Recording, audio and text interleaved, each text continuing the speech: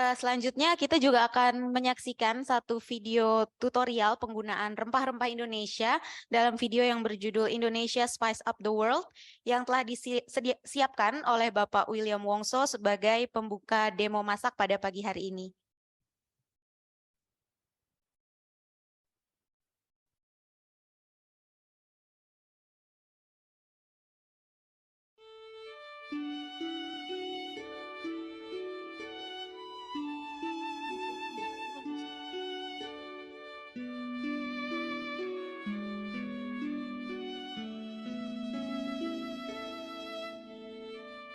Keragaman kuliner Indonesia tidak ada bandingan di dunia ini.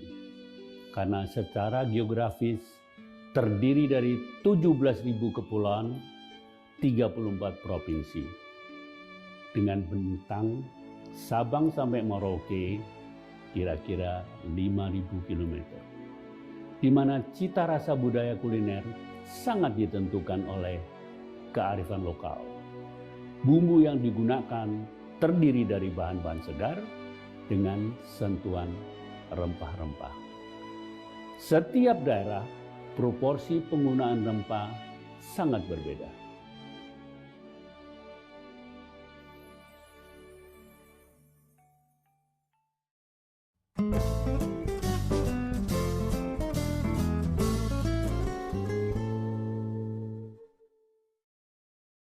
Untuk memasak rendang diperlukan bahan-bahan segar yang perlu diolah, yaitu cabai keriting, cabai besar, bawang merah, bawang putih, kunyit, jahe, lengkuas, lada, bunga lawang,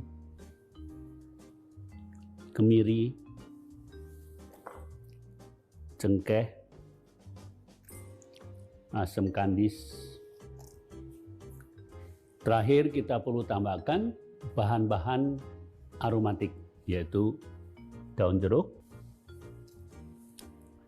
daun kunyit, serai.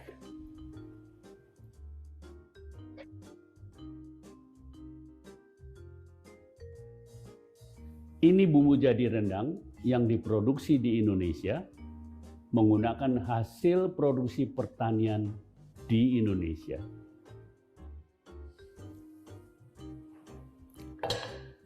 Memasak rendang dengan bumbu jadi dari Indonesia jauh lebih praktis dengan jaminan cita rasa yang otentik.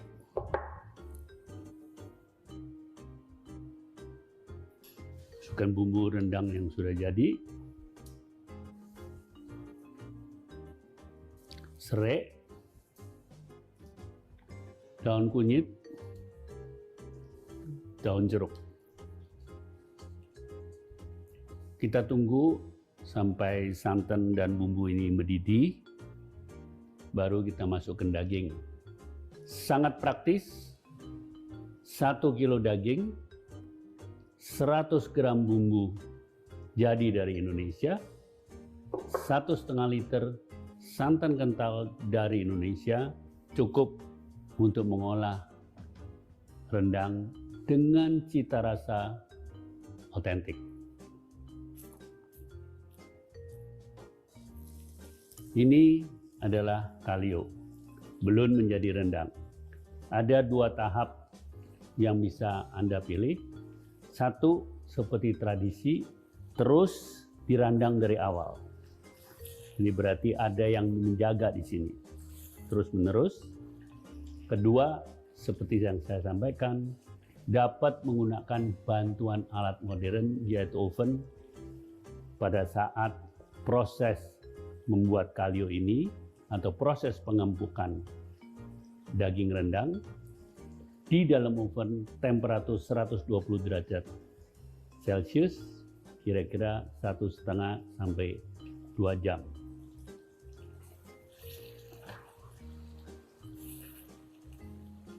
Nah, ini proses terakhir merandang. Warna randang menuju ke warna coklat hitam.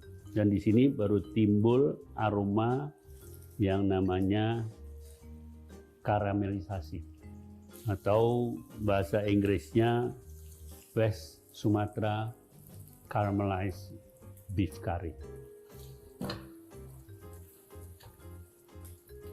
Seperti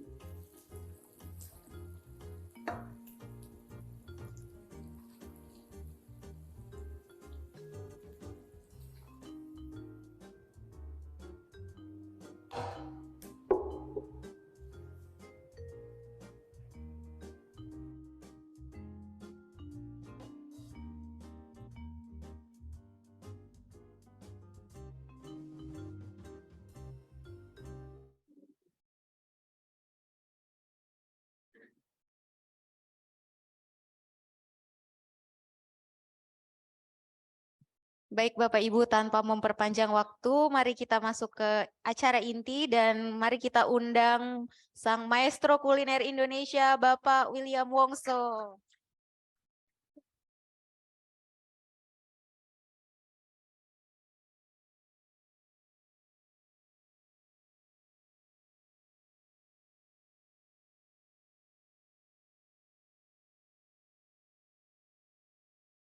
Ketiga, selamat.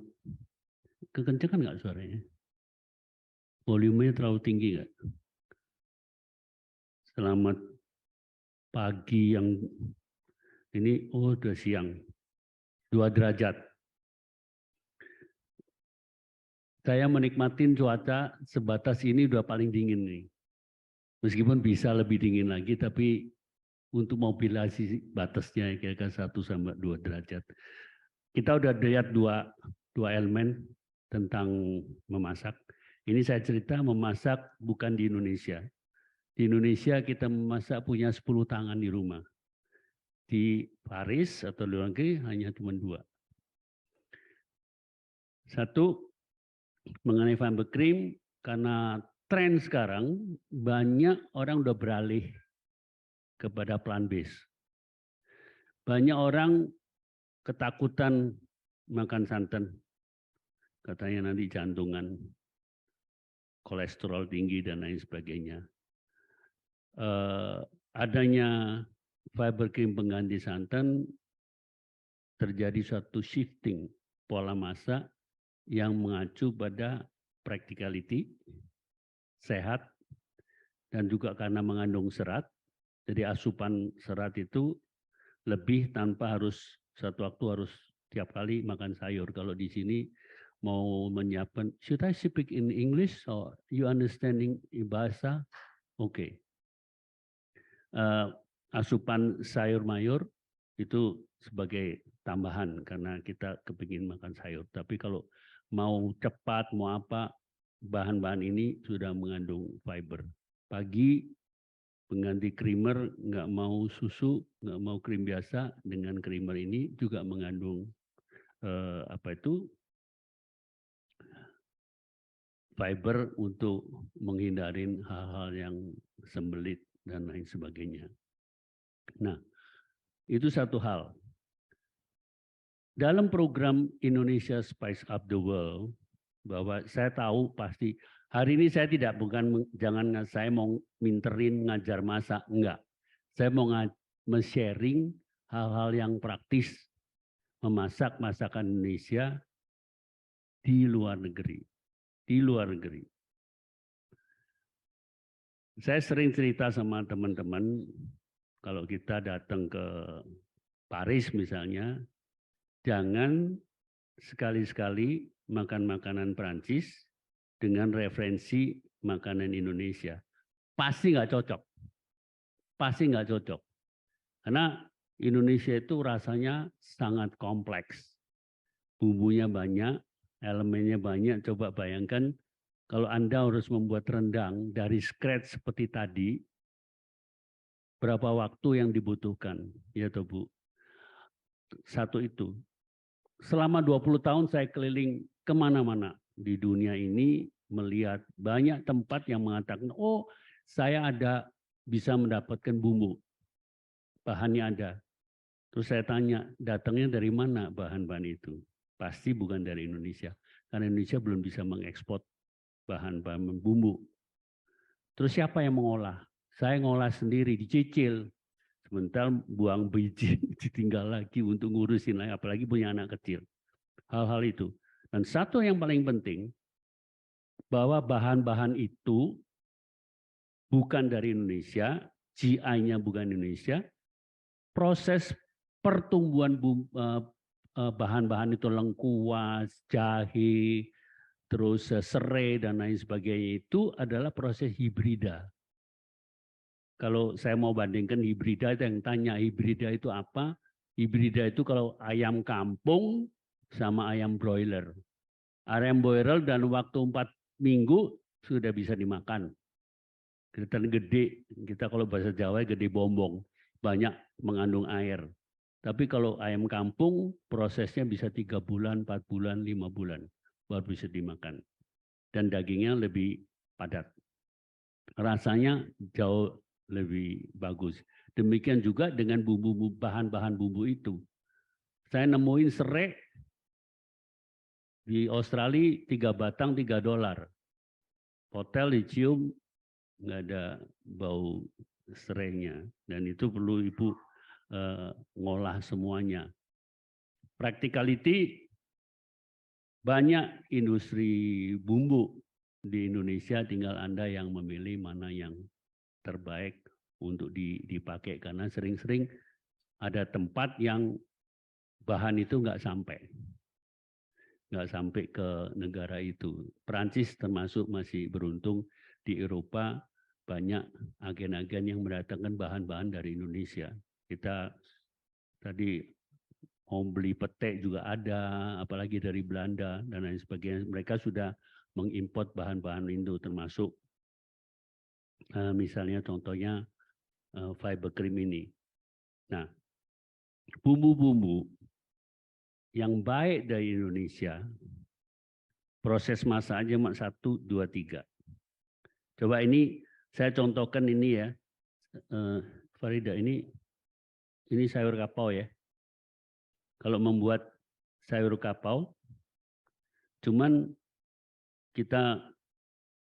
saya anjurkan untuk memilih ini udah panas belum?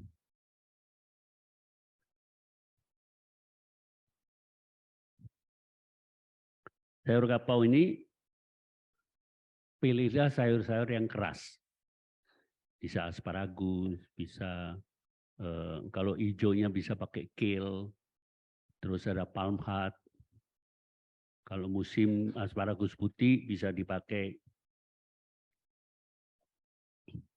Kita rebus sayur ini,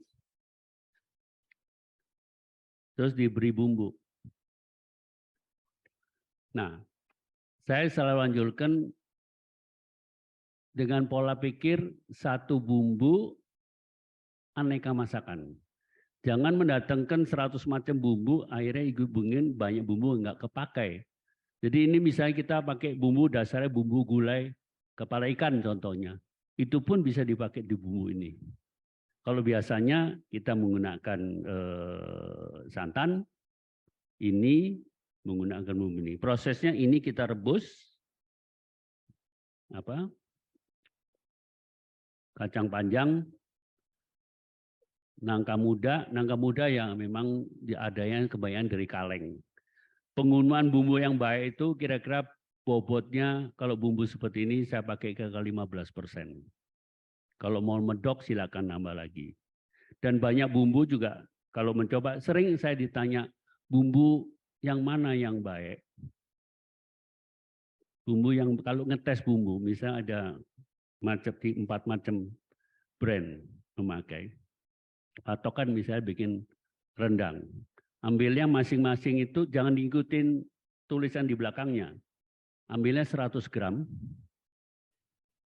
Masing-masing dicoba. 100 gram bikin rendang untuk 1 kilo daging, 1,5 kilo santan krem de coco, bukan lait de coco. Krem de coco yang dasarnya mengandung 24% lemak. Itu pada normal untuk membuat rendang. Kalau membuat ini tidak perlu kepekatan itu, karena rendang memerlukan lemak yang tinggi untuk nanti proses terakhirnya itu menggoreng bumbu, blondo, dan lain sebagainya. Tapi untuk ini tidak perlu. Kita cukup bisa pengganti santannya dengan fiber cream. Itu untuk Indonesia. Di sini nanti saya juga demokan cara untuk orang barat membuat pumpkin soup, any velouté yang biasanya pakai krem fresh, sekarang karena mau jadi plant based, kita ganti dengan fiber cream.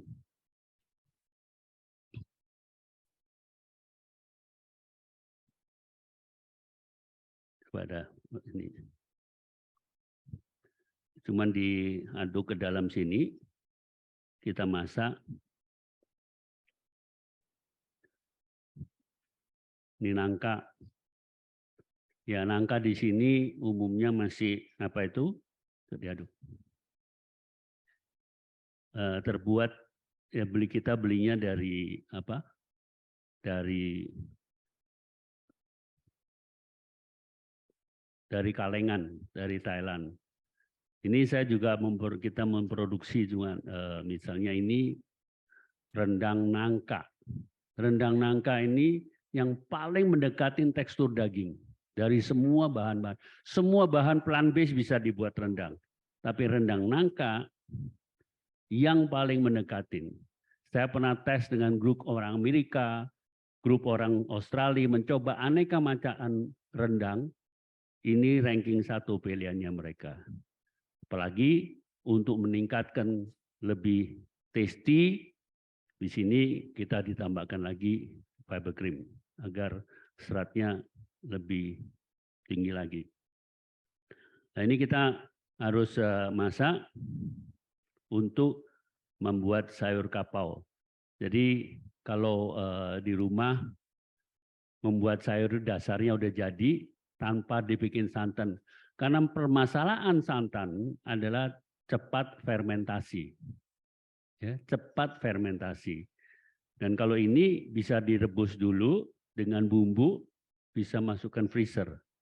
Nanti dipanaskan baru mau makan baru dimasukkan. Jadi misalnya ada produsen di Indonesia yang membuat jus kacang hijau yang menggunakan santan. Dulu batas produksi cuma 100 botol. Kenapa? Dia takut kelamaan dibawa ke terbuka, fermentasi, komplain tamunya asam. Jadi dia produksinya sedikit, ditaruh es bucket dan lain sebagainya. Sejak mereka menggunakan misalnya mengganti dengan fiber cream, itu produksinya sampai 10-15 kali. Dan bisa dikirim kemana-mana. Tidak terjadi fermentasi. Nah, itu satu. Ya. Ini saya tambah lagi sedikit. Diaduk. Ini sayur kapau, kita masak dulu, nanti sampai dia lebih, kalau kita masak biasanya diinepin 1 malam, besok dipanasin lagi, katanya lebih mendok, apalagi kalau bikin lodeh gitu. Ya, jadi 1 malam. Rendang juga begitu, kalau bikin rendang di rumah, bataskan sampai kalio, berhenti, dipak, masuk di freezer. Sampai kalio aja. Karena apa? Pada saat banyak yang saya kenal juga nggak mau makan pada taraf jadi rendang. Maunya pada kalio seperti gulai daging. Karena kalau sudah jadi rendang nggak bisa jadi kalio. Kalau jadi kalio bisa jadi rendang. Itu coba.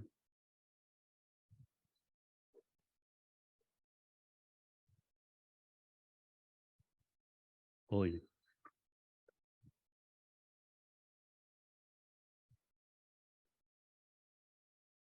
Dikecilin. Ini. Mudah.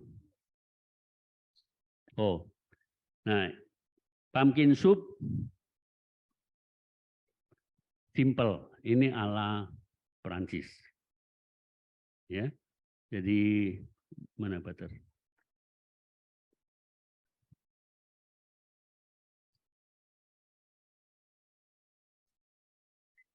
Ibu-ibu pasti udah pinter lah bikin apa ala-ala Perancis. Pumpkin di sini apa? Potirong ya? Hah? Bahasa Perancis ya? Potirong bener.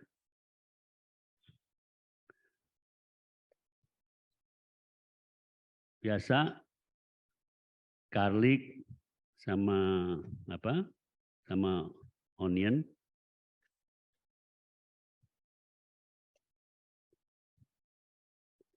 Untuk kita ini prosesnya di bahasa Inggris sweat, bukan roast. Jadi nggak boleh sampai gosong. Jadi temperaturnya harus dijaga, jangan sampai terlalu gosong. Ibu kalau ada pertanyaan saya diinterupsi ya, nggak jadi masalah. Kalau ada mau tanya apa-apa, silakan.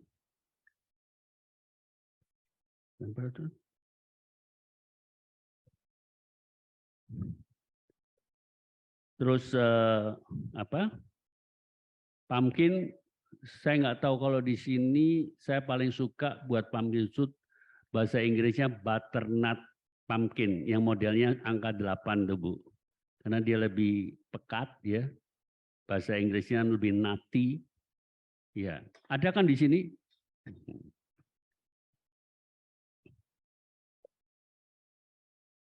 Yang ibu-ibu di sini yang sering masak-masak Indonesia, semua pasti masak Indonesia. Tapi semua mengolah bumbu sendiri. Iya, tidak selalu. Kalau mau dapetin bumbu dari mana? Bumbu jadi.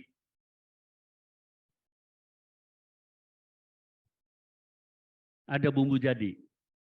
Bisa dipakai. Kan itu yang paling menurut saya yang paling praktis gitu.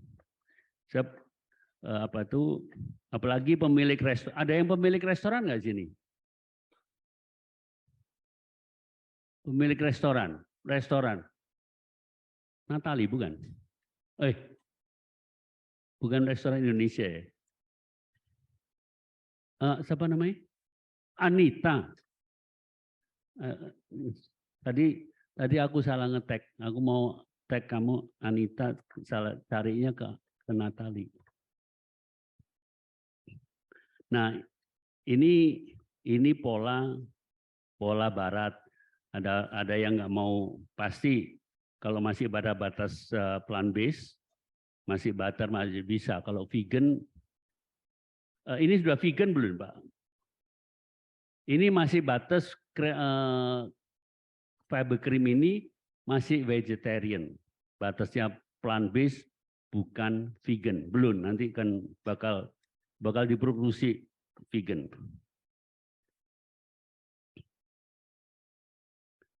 Ini apa tuh kita rebus dulu dan juga ada pola yang lain bisa di oven. Utuh di oven nanti rasanya lebih pekat. Ya. Atau kukus. Tapi kalau kukus itu mengintroduksi kelembapan. Ini kita rebus. Ya.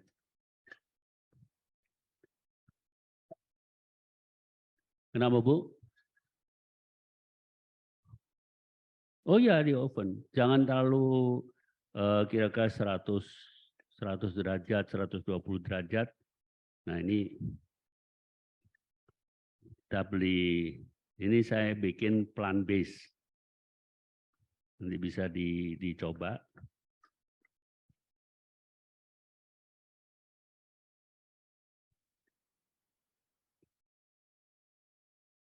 Selalu kalau masukkan ini krimnya saya tidak pakai krem fresh. Ya, jadi saya pakai, nanti Ibu bisa coba semuanya.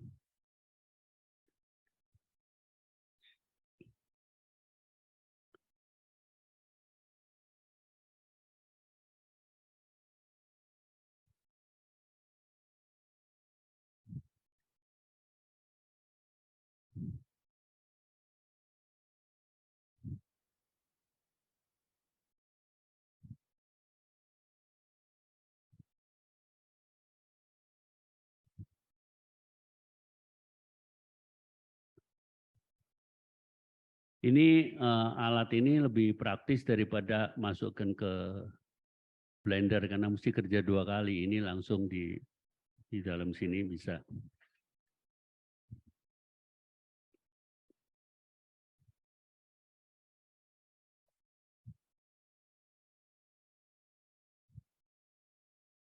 Soal kepekatan, kalau orang Perancis suka bikin velouté agak pekat, silakan. Kalau ini encer lebih supi.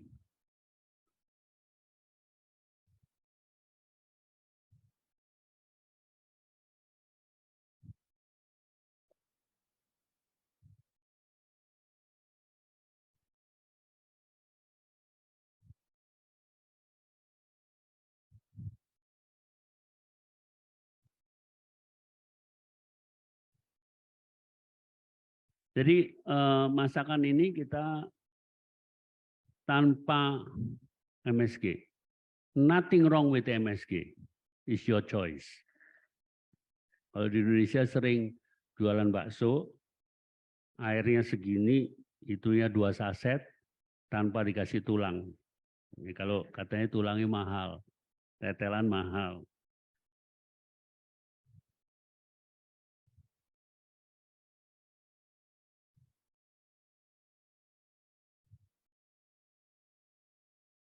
Nah,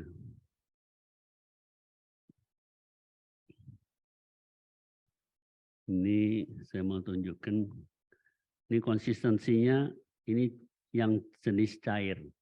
Kalau velouté jauh lebih pekat. Ya. Ini tinggal apa itu? Kita didihkan, beri ini garamnya.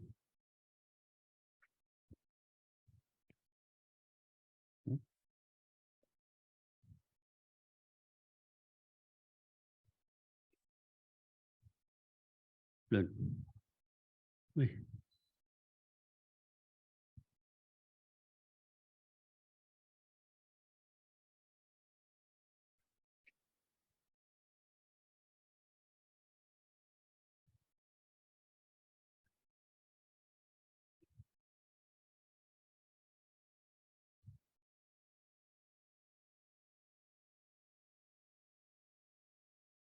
nanti tastingnya waktu sekalian makan siang, enggak? Apa?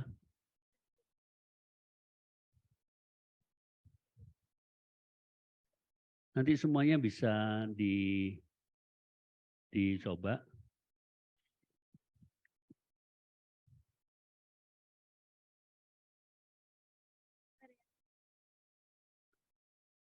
Nah, saya tinggal pada taraf ini, kalau mau sajikan,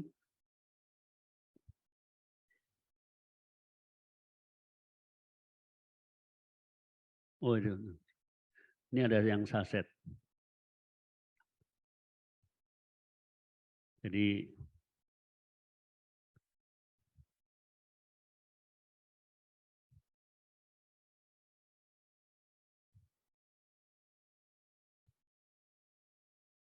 kalau untuk perbandingannya 300 gram, 700 cc air sekitar untuk pengganti jumlah santan.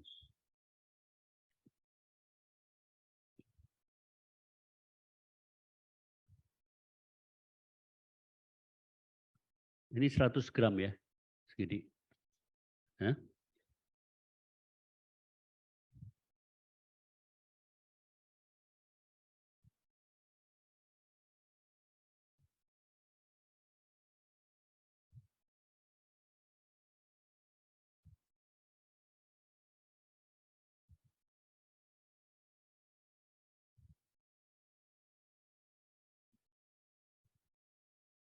Jadi selalu praktisnya itu terakhir, jangan nggak perlu dari awal.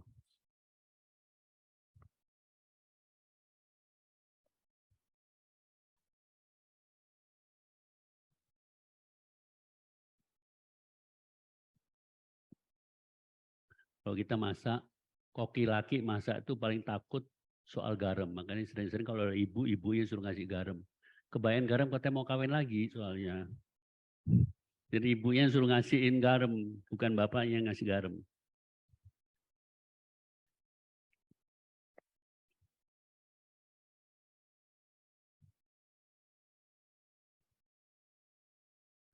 Nah, ini juga.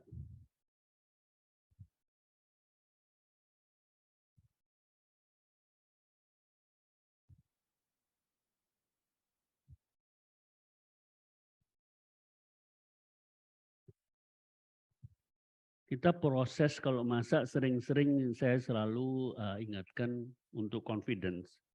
Masak itu setiap proses memasak, perjalanan masak itu rasa itu berubah terus gitu. Jangan cuma masak tahu terakhir sebelum diicip dimasukin MSG baru diicip, itu nggak bakal belajar. Evolusi rasa itu nggak pernah belajar karena sering-sering karena banyak orang terbiasa karena rasa masaknya itu dengan MSG. Jadi kalau nggak ada rasa itu nggak nendang katanya. Misalnya contoh saya masak sesuatu tanpa MSG terus kita sajikan, Pak nggak nendang. Saya bawa ke dapur, saya tambahin satu sendok sampai 2 sendok teh, saya aduk lagi, saya balikin lagi. Barangnya sama. Nah ini nendang. Buktinya apa? Kebiasaan.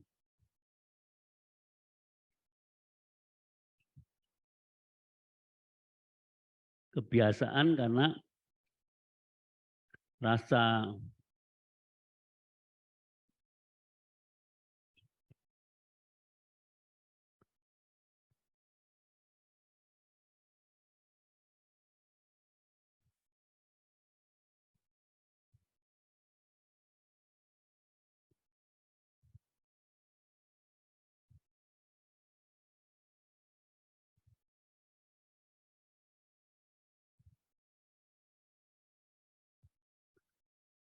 nah ini kita karena perlu waktu, ini kita udah aktif.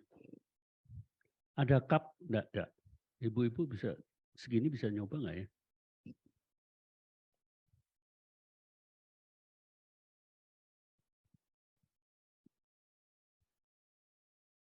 Hah? Nah kita sekarang mau coba dengan protein.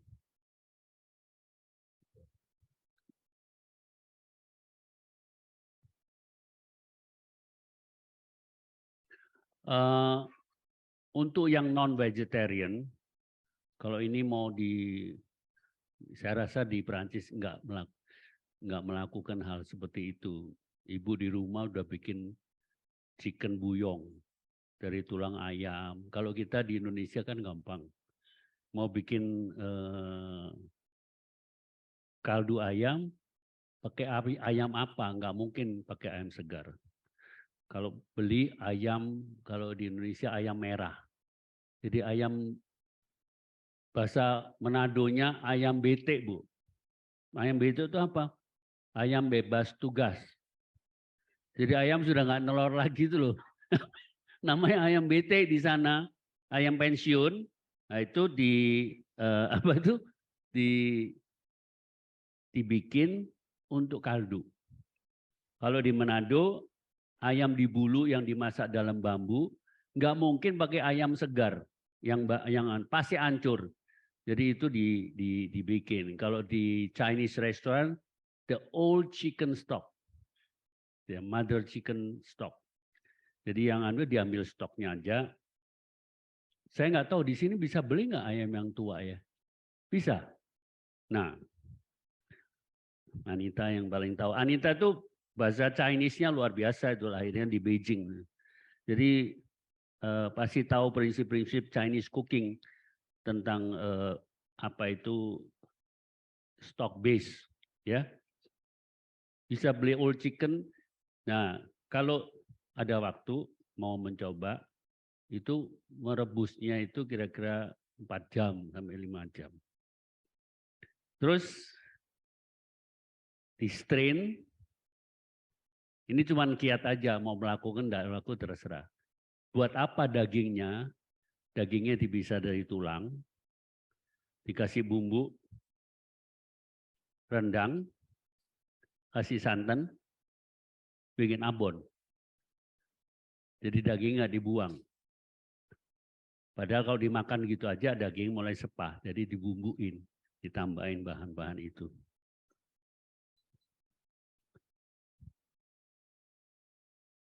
Nah,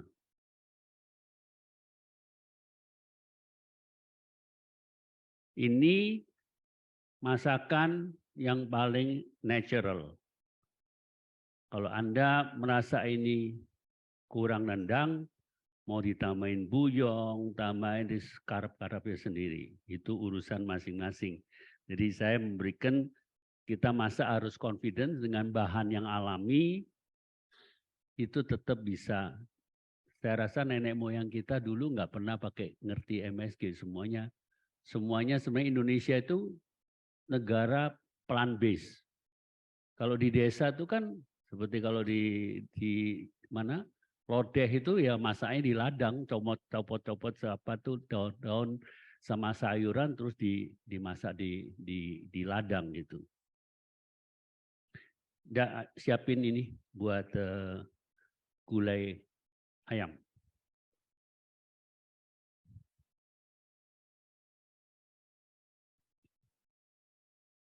Ini juga gulai ayam tanpa menggunakan santan.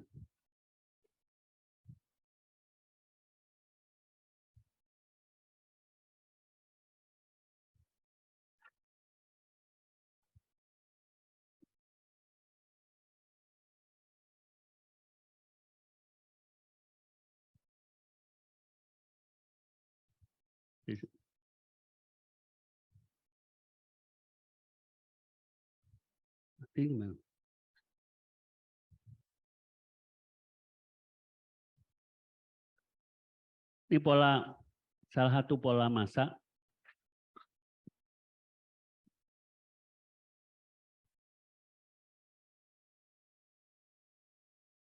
Jadi ada kalau masak yang enggak produksi banyak sekali, pola masak rendang, pola masak gulai itu atau rawon itu masih masaknya keringan dulu.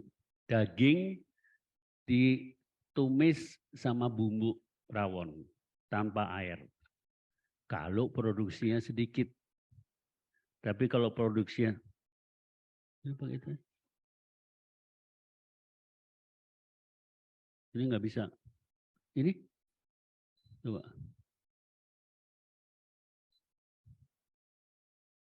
Nggak bisa. Ya pakai itu aja.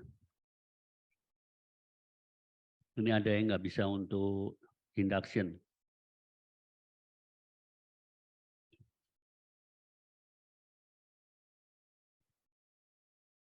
Ayamnya mana? Jadi kita menumis ayam ini dengan bumbu. Ya. Baru nanti dikasih air. Kalau Ibu boleh coba kalau membuat misalnya ayam ungkep untuk restoran juga demikian bumbunya ayam dimarinate dulu dengan bumbu tanpa air.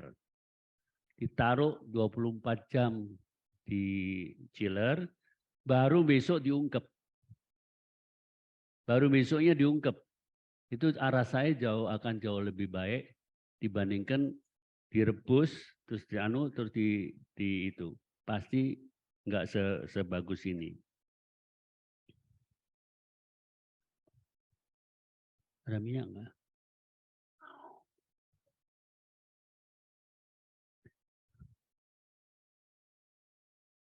Ini ayam.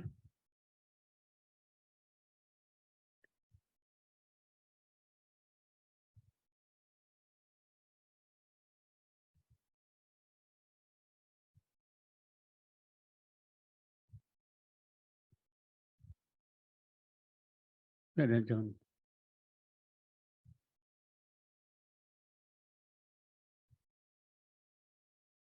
Sedikit air. Sedikit air, ya.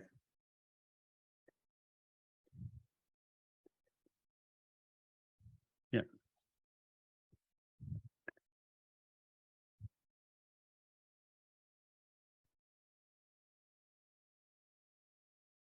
Nah, ini di airnya jangan banyak dulu, sedikit aja. Kalau biasanya kita bisa tambahin minyak, ini kita nggak pakai minyak.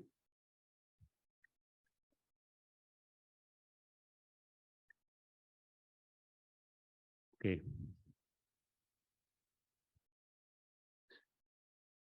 Sekarang, jadi kita kalau masak di rumah dengan tangan yang cuma 2 harus multitasking.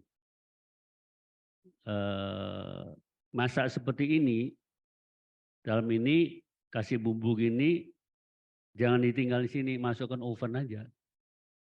120 derajat, biarin, nggak usah dijaga. Kalau di Indonesia kan tinggal mbaknya disuruh jagain, ibu langsung ke salon. Ntar ya, 2 jam lagi gua balik, tahu-tahu gosong. Di sini kan beda. Jadi sambil ini, proses ini masuk oven. Nanti airnya jangan terlalu banyak dulu, masuk oven baru nanti di-dilute.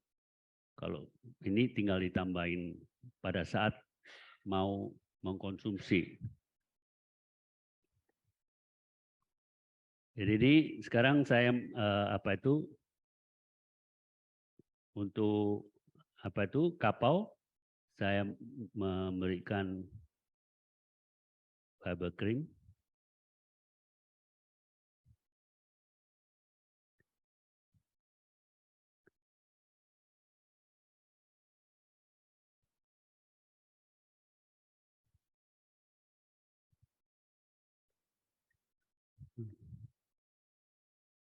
Saya tambah lagi.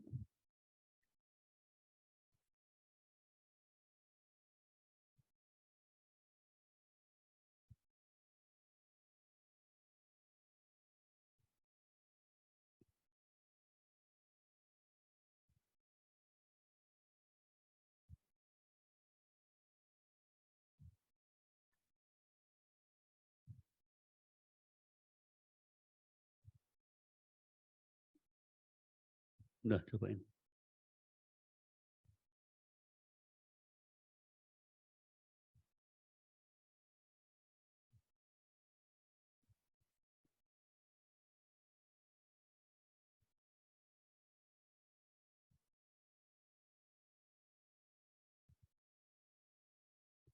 Nah, saya juga mau sharing kalau masak terutama ayam, jangan mendidih seperti tsunami gitu.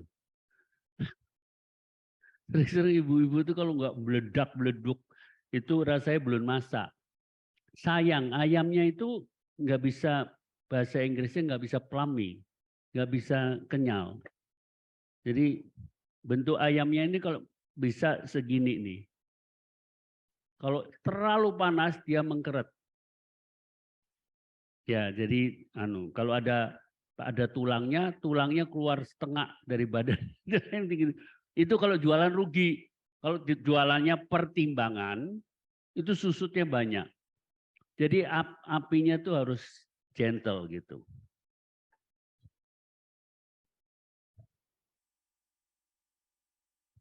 Saya dibantu untuk bagi-bagi.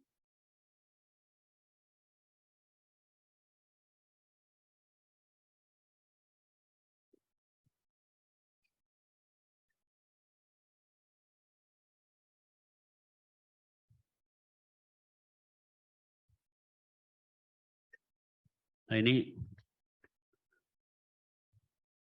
karena masak ayam itu, ada yang pernah masak ayam rebus ala Hainan. Ya dong. Ini saya nggak tahu sama nggak ya. Jadi masuk ayam Hainan itu, kalau kita tidak punya stok base. Kalau restoran di hawker di Singapura tuh sehari mungkin 100 ekor ayam dia udah melakukan bertahun-tahun. Jadi stoknya itu udah pekat. Jadi ayam harus dimasukkan, dia balance antara kaldu sama itu sama gitu. Jadi kolagennya nggak sampai keluar ke kaldu. Satu itu. Dipanaskan mungkin 5 menit sampai 10 menit, apinya dimatikan, tutup. Kalau 1 ekor kira-kira dipanaskan mendidih masuk ayam, dibiarkan kira-kira 5 menit, tergantung ukuran ayam. Kalau di sini ayamnya gede, mungkin sampai ini Farida yang minta nambahin ya. Kalau kasihan bukan saya ya.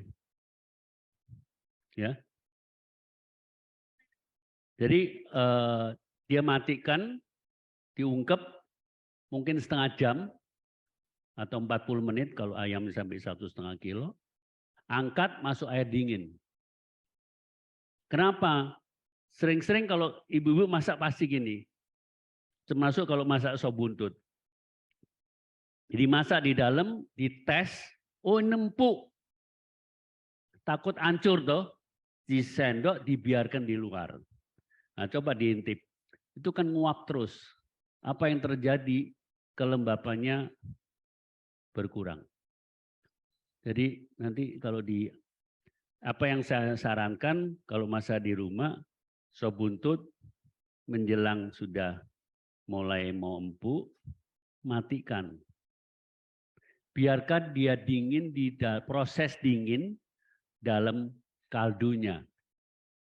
Baru nanti besok dipanasin lagi. Karena apa? Proses pendinginan itu adalah proses masak. Coba bayangkan untuk sous vide 55 derajat saja bisa bikin daging tapi 12 jam. Jadi proses itu, apalagi dengan ayam.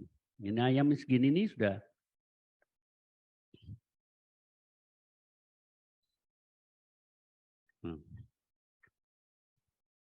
tinggal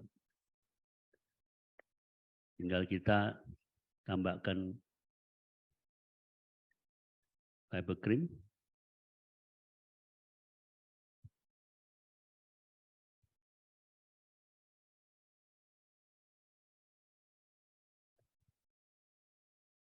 Udah makan siang atau makan malam, urusannya udah beres.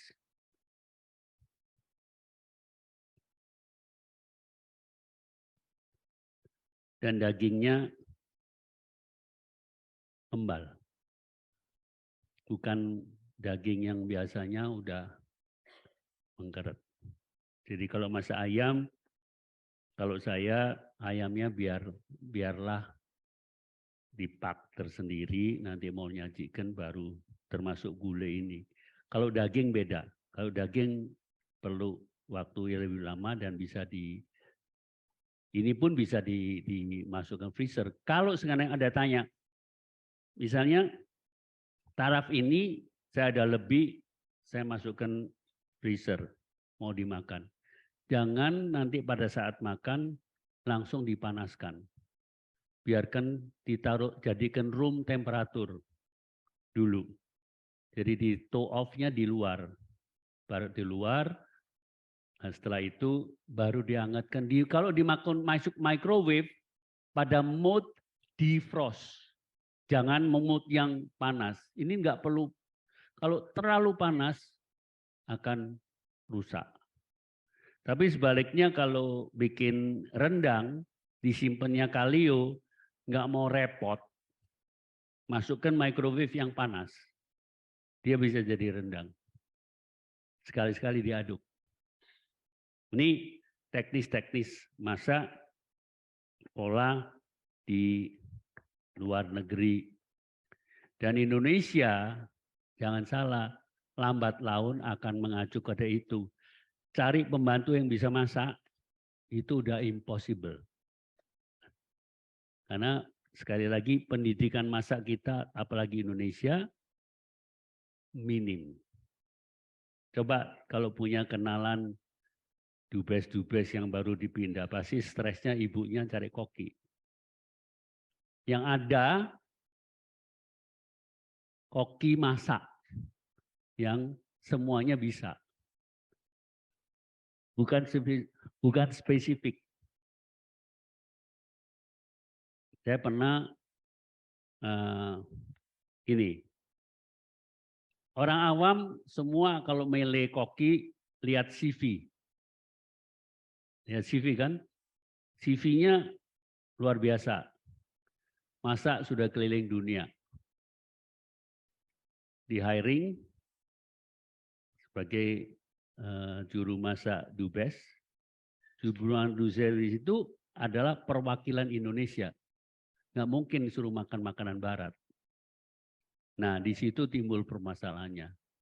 Akhirnya ibunya komplain, kenapa ya?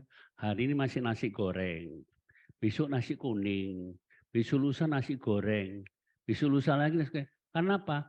Dia tidak punya pengetahuan varian untuk memasak karena selama 15-20 tahun di luar negeri, emang dia masak-masak Indonesia? Kan tidak. Nah itu permasalahannya.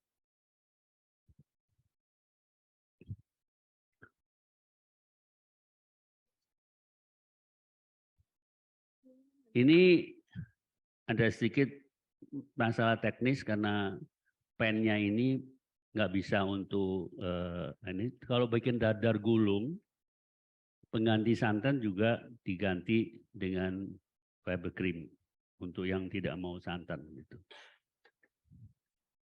Nanti ini Farid nanti bisa dicoba dadar gulungnya menggunakan kemarin kering ya.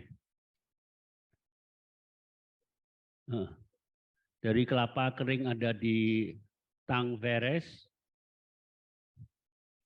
Yang mana? Oh ini nih. Ini tinggal dikasih air, di-reconstitute. Untuk santannya di sini juga diganti dengan fiber cream, terus dimasak dengan gula merah. Hanya saya cuma mengingetin pengalaman saya menyajikan menu-menu untuk VVIP Presiden, apalagi kemarin G20, harus hati-hati memilih gula merah. Karena sering di-reject. Karena macam-macam. Bisa dikatakan mengandung cyanida. Karena makanan kita sehari-hari ini banyak mengandung cyanida. Tapi untuk presiden, takarannya beda. Yang ada buat kita normal, buat presiden nggak boleh ada itu. Jadi itu juga hati-hati ini mau sharing aja untuk menyajikan. Ini gula aren kan dari nira. Ini prosesnya karamelisasi. Kalau biasa gula biasa kan dari tebu, Bu. Ini ada dua macam, semacam lagi dari air kelapa. Ya, gula kelapa. Jadi apa itu?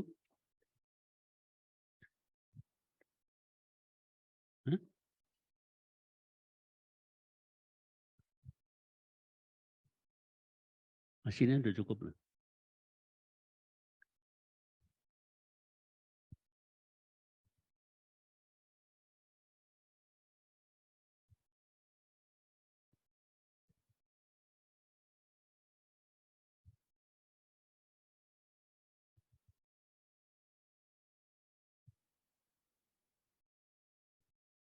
Udah kasih fiber cream belum?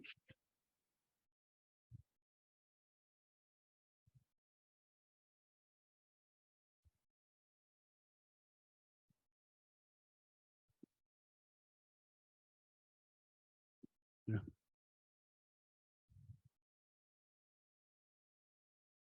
Ini tinggal kita panaskan. Hangatkan untuk diberi fiber cream. Ini apa nih? Sekarang lagi coba apa? Oh, sayur kapau.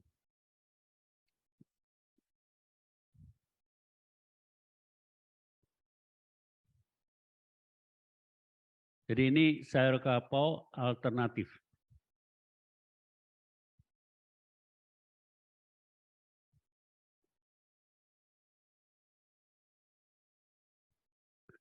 Sekarang masakan Indonesia itu di Indonesia kebanyakan Kalau masa nggak yakin tuh dikasih MSG. Apapun. Coba bayangkan ya, saya pernah syuting di Semarang, itu ada satu kedai Raja Sambal. Raja Sambal, aneka sambal. Begitu saya lihat kondimennya, secara tradisi, tradisi. Ini ada terasi,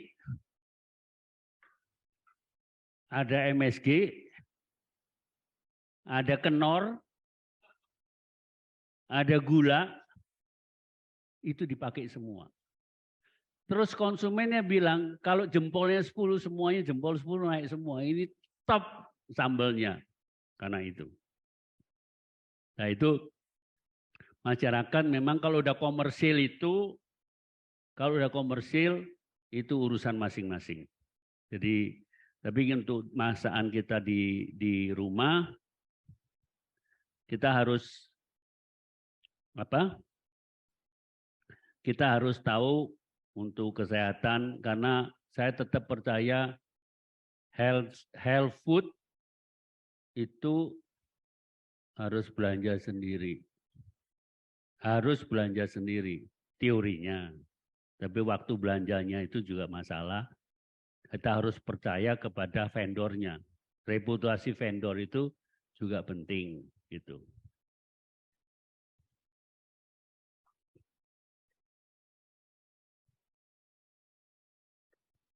Hah?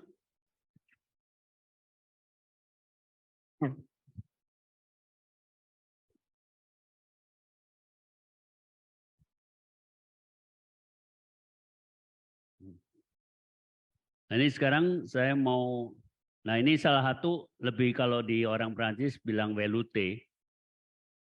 Ini saya tambahin butter. Terus krimnya tanpa butter juga nggak ada masalah. Tapi krimnya saya ganti dengan ini. Heavy cream.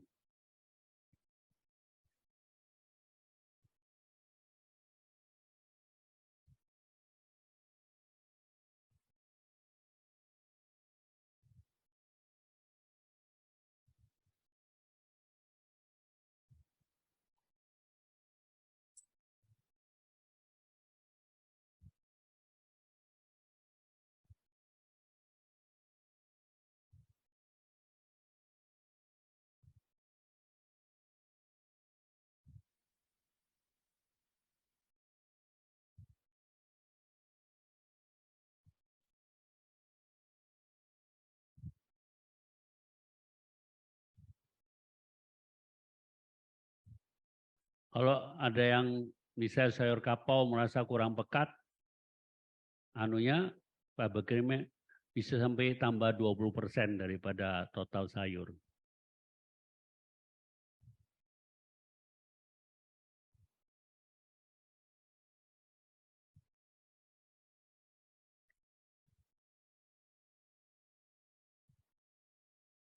Ini.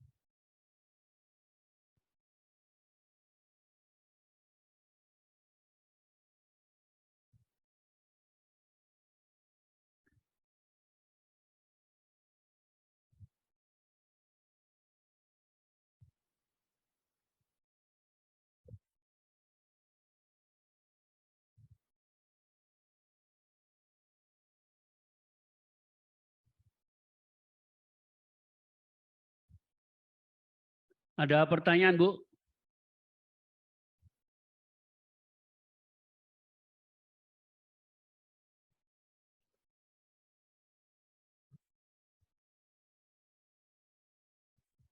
Yes.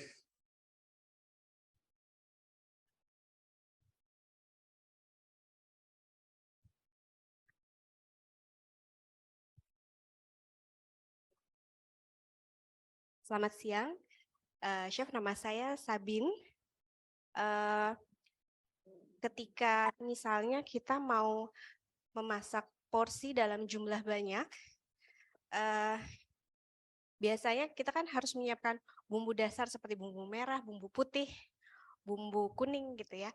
Ada tips nggak Chef untuk biar persiapan dan penyimpanannya dalam mempersiapkan bumbu-bumbu tersebut, jadi nanti ketika dalam memasak porsi banyak tinggal set gitu loh. Dalam persiapan menyiapkan bumbu merah, bumbu-bumbu dasar gitu untuk dan tipsnya juga supaya awet, supaya kadang kita naruh kelamaan di freezer tiba-tiba udah berbeda gitu ininya. Seperti itu, Chef. Ngolah bumbunya polanya gimana? Misalnya kita menyiapkan 1 kilo bumbu putih banyak gitu loh, terus Bikin dari scratch. Iya, dari bahan alami gitu. Misalnya bumbu putih, bumbu kuning, bumbu merah itu ada tips penyimpanan atau mungkin persiapannya supaya ketika kita masak dalam porsi jumlah besar tuh tinggal mudah gitu, tinggal praktis seperti itu. Gini ya, bumbu itu kalau pola normal bikin sendiri. Blender, cuci semua. Jadi satu bumbu merah, misalnya cabai merah, bawang putih, bumbu merah. Itu sendiri. Saya ngomong masing-masing let's say bikin 3 kilo. Ya. 3 macam sudah 10 kilo. Bahannya. Anda yang kerja berapa orang? Sendiri. Nah, berarti 1 minggu sebelumnya kalau ada planning, ada orderan, 1 minggu sebelumnya sudah menyiapkan bahan-bahan itu. Nah, kedua, sering saya perhatikan di luar negeri, karena mau ngirit waktu, semua itu dipercepat. Dipercepat itu dengan apa? Dengan temperatur. Temperatur dinaikkan supaya cepat harum katanya. Patokannya itu harum. Kalau saya fisik. Masak bumbu itu, pertama dari bumbu segar, itu perlu minyak kira-kira 30% untuk numis. Pada awal bumbu itu seperti gini nih. Kapan matangnya? Pada saat sudah terjadi pulau-pulau. Antara minyaknya terpisah karena bumbunya, karena pada awalnya itu menyatu semua antara kelembapan, cairannya semua itu jadi satu. Pada saat kelembapannya menguap, itu kelihatan terpisah minyaknya. Itu kurang lebih salah. Itu untuk 3 kilo bumbu. Nggak kurang dari 3 jam. Nggak kurang. Kalau 5 sampai 10 kilo bisa 6 jam. Apakah Anda melakukan hal itu? Satu. Gitu. Biasanya yang kenapa saya makan Indonesia di luar negeri itu bumbunya masih enggak matang. Karena buru-buru diselesaikan. Labor cost-nya mahal. Ini dikerja sendiri capek. Jadi memang program Menko Marves sejak tahun lalu, ini masih tertunda banyak soal pandemi, adalah memperkenalkan bumbu dari Indonesia. Pakai bumbu yang sudah jadi. Kalau saya ini hari ini masak ini dengan scratch, Anda nggak pulang sampai sore. Pasti ngendon di sini. Nungguin saya selesai. Dari hal ini semuanya kita udah selesai. Tinggal memilih bumbu yang baik. Dan sering juga bumbu kelihatannya lebih murah, tapi pakainya double. Karena dia kurang. Sering-sering di pasar itu bersaing soal harga.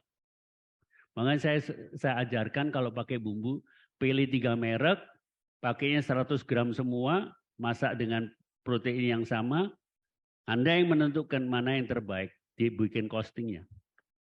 Gitu.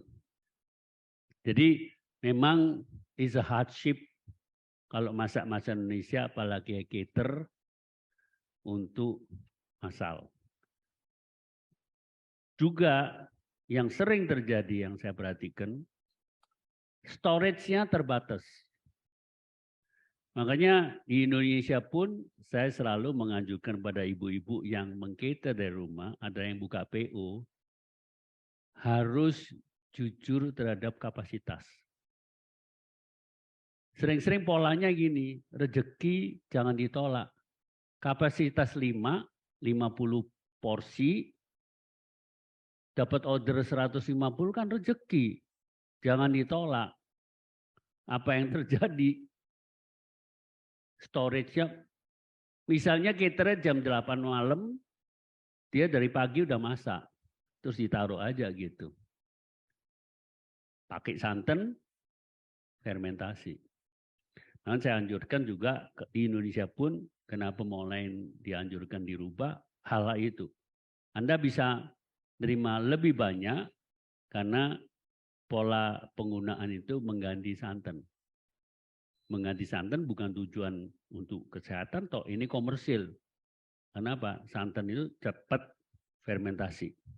Itu yang sudah pasti yang terjadi. Jadi at the end of the story, decision is yours. Mau pola bikinnya seperti apa.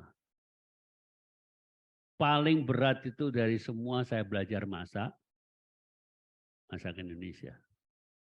Masakan Perancis itu, sekarang gini anak zaman sekarang, kalau biasanya sudah belajar masakan Perancis, masakan Eropa, begitu suruh transfer makan Indonesia, rata-rata males.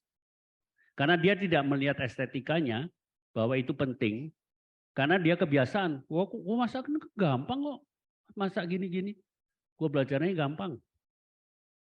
Begitu masak Indonesia, dikasih suruh masak rendang, bumbunya 12 macam, gampang, nggak usah dia Gordon Ramsay aja pusing. Gordon Ramsay dia bilang no, impossible buat aku. You come to cook in my restaurant next time to visit in London misalnya. Gitu. Orang barat itu tidak bisa mengerti satu masakan bumbunya 12 macam. Dia bikin komentar yang sangat valid buat aku. Ini luar biasa. Tiap elemen itu beda, aroma, beda rasa. Tapi kenapa setelah jadi masakan kok harmonis banget gitu? Ini kan warisan nenek moyang kita, aku bilang. It's not from the sky. Dengan kesalahan-kesalahan yang dibuat dari zaman dulu. Dan kita ngomong soal rendang juga, orang tanya, siapa sih pernah nyoba semua rendang ada di versi Sumatera Barat? Sumatera Barat itu ada 900 nagari, desa. Tiap desa punya pola komposisi yang berbeda. Hanya satu yang sama, merandang. Nggak ada randang di desa mana, tahu-tahu warnanya kuning, nggak ada. Semuanya warnanya hitam. Nah, ada yang kering, memang banyak produk rendang di Sumatera Barat itu tidak bakal disukai orang Barat karena terlalu dry. Makanya saya menganjurkan proporsi penggunaan santan untuk bikin rendang 1 kilo, 1,5. 1,5 liter santan dengan kadar lemak 24%. Dan itu terbaik adalah dari Indonesia. Kenapa? Blundo daripada santan santan di Indonesia itu tebal. Bayangkan kalau pakai santan Thailand, dagingnya telanjang, nggak dikut. Jadi kalau saya harus pakai santan Thailand, berarti penggunaan santannya harus lebih banyak. Nanti minyaknya biasanya banyak, minyaknya sebagian dibuang.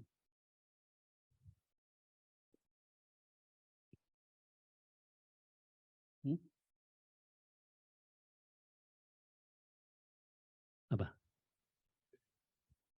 Sudah buka. Nah ini yang praktis juga. Kalau yang kecil-kecil ini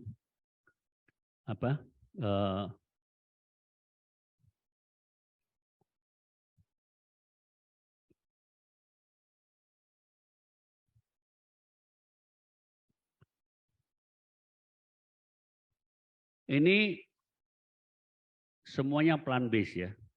Jadi nggak ada stok, chicken stock nggak ada. Jadi harus mentransfer mindset kita makan makanan yang, kalau untuk orang yang plant based sudah biasa.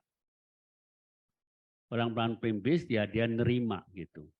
Soal nanti dia kan sekarang banyak kalau di Indonesia mulai menggunakan jamur, bubuk jamur. Di Perancis sudah lama. Tapi kan dia pakai chanterelle, dia pakai boletus, dia pakai itu kan mahal. Yang 100%.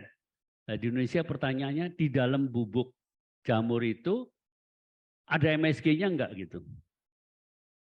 Iya, pasti ada. Kalau enggak gitu enggak bisa murah. Gitu.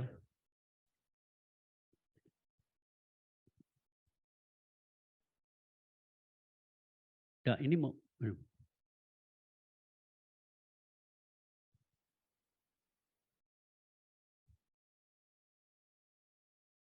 Ini sekarang ini kita masaknya hanya dengan air ya.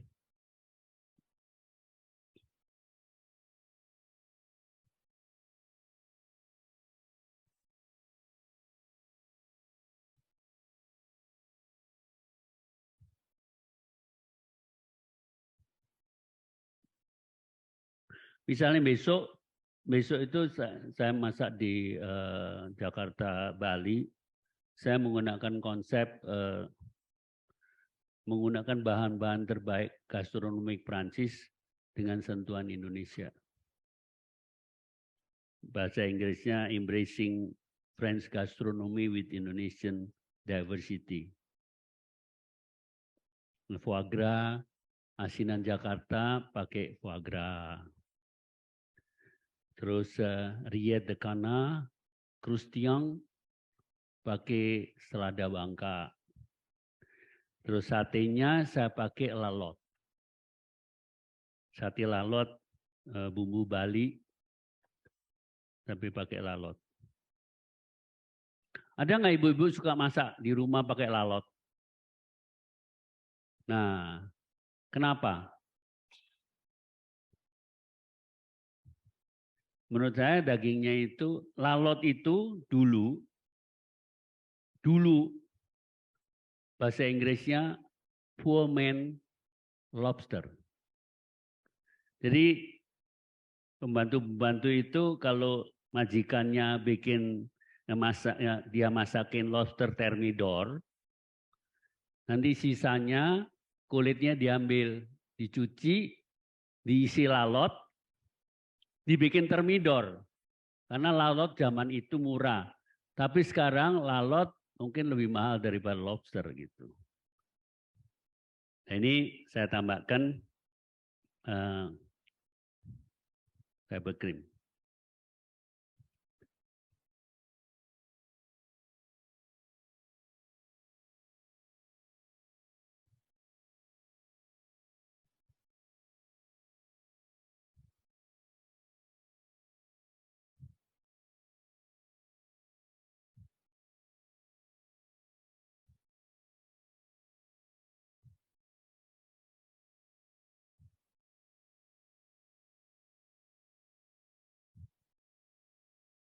Ini udah ada, ini bisa di tasting.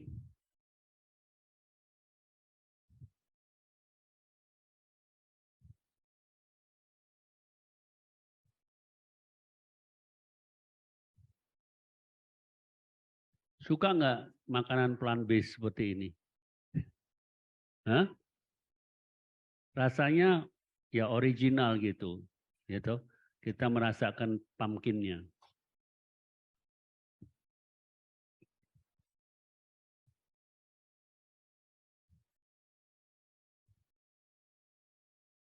Nah ini juga bisa buat laksa. Kalau misalnya mau bikin dengan bumbu yang sama, bikin laksa udang, nanti kita besok juga bikin di itu, udangnya kulitnya kita kepala kita gongsong, wangi, baru dikasih air untuk bikin buyongnya. Baru ditambah, sudah. Baru ditambah, sudah. Agak sedikit asin.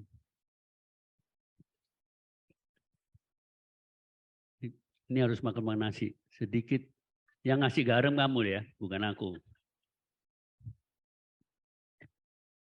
Kalau dia mau kepingin nikah tahun depan ya. Amin, amin, insya Allah.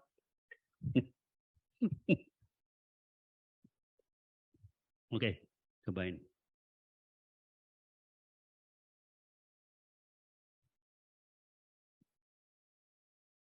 Jadi memang masak Indonesia kita juga harus ngikutin zaman. Tapi base-nya bumbu saya nggak kompromi. Itu nggak bisa direkayasa. Dan it's not Indonesian. Sering anak-anak zaman sekarang menganggap fusion itu sesuatu kreasi. Istilah creation itu yang banyak merusak. Karena menganggap kreatif dasar, masa Indonesia ini nggak bisa, terus dia bikin fusion Indonesia itu dasarnya gimana dasarnya. Kalau dia udah ngerti basic makanan Indonesia, dia mau fusion itu, dia bisa jelasin. Ini enggak, pokoknya fusion, kita makan juga nggak jelas, ini apa ini? Larinya kemana gitu. Makanya salah satu masalah terbesar Indonesia adalah makanan kita itu tidak dikenal. Satu, restoran sekarang di seluruh dunia menurun. Tahun lalu 1.400, survei Kemlu 2 bulan lalu turun jadi 1.130. Kenapa? Banyak yang tutup. Karena gitu, suami istri Indonesia banyak keluarga migran ke luar negeri. Mungkin pada satu saat bosen toh, terus nggak ngapa-ngapain gitu. Terus bapaknya bilang, "Mah, lu kan pintar masak. Kita buka restoran aja." Berangkatnya dari situ, spontan. Semua digarap sendiri untuk ngirit ongkos dan lain sebagainya. Setelah 10 tahun, anaknya udah gede. Anaknya nggak mau ngerjain seperti itu. Apa yang terjadi? Tutup. Saya barusan ke Sydney. Di Sydney aja, Thailand restorannya 1.000. Sydney. Tahun 72 setahu saya Indonesia di Sydney itu ada kira-kira 7 pas 10. Thailand cuma 5. Sekarang Indonesia. Tapi Australia itu sekarang berbeda. Australia itu masyarakatnya paletnya itu sangat open minded. Karena Estris di Australia ada 60 etnik migran. Jadi makanannya itu macam-macam. Ditambah lagi sosial media. Sosial media itu membuat orang curious. Waduh, makanannya kan di Instagram itu makanan melulu kan, ada 60%. Selain yang paling banyak kedua adalah selfie. Selfie semua. Selfie. Nah itu membuat orang curious. Makanya sekarang kalau kita jalan-jalan kemana-mana, kita tinggal Google. Zaman dulu saya pertama kali ke Prancis misalnya, pertama kali ke Paris misalnya, city tour. Sekarang kalau sudah 2-3 kali masuk city tour terus. Food tour. Jadi ada yang ngikutin kita jalan-jalan dimakan, belusukan makan-makan di mana-mana.